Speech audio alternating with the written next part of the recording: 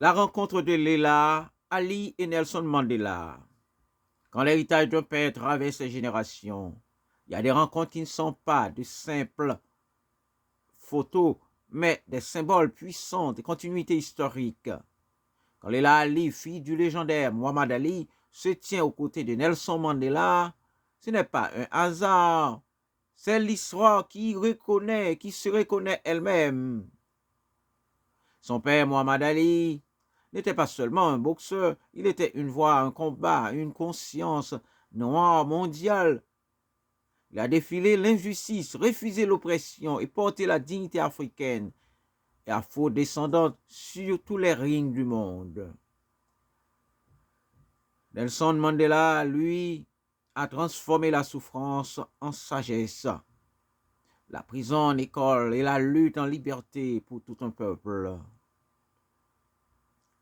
Lorsqu'elle est là, Ali rencontre Mandela, elle ne vient pas seulement comme une athlète ou comme une fille célèbre, elle vient comme héritière d'un combat, comme pont entre deux géants, comme preuve que les valeurs ne meurent pas avec ceux qui les incarnent.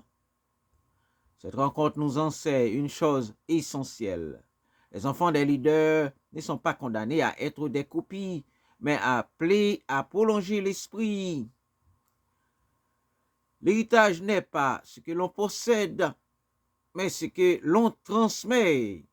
Mandela n'a pas semé la main, n'a pas serré la main de Léla Ali par respect pour un nom, mais par reconnaissance d'une lignée de courage, de dignité, de résistance.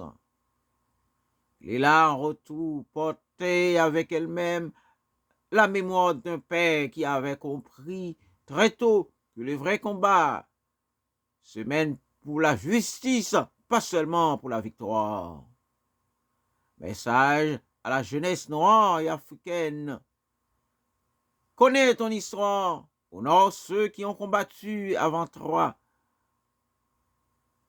Et surtout, ne laisse jamais l'héritage s'arrêter à ta génération, parce que les vrais géants ne disparaissent jamais.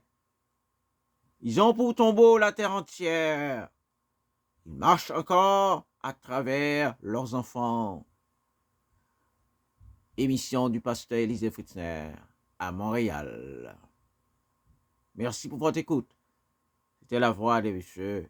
Élisée Fritzner, président du Forum sociopolitique d'Haïti et porte-parole de la diaspora haïtienne.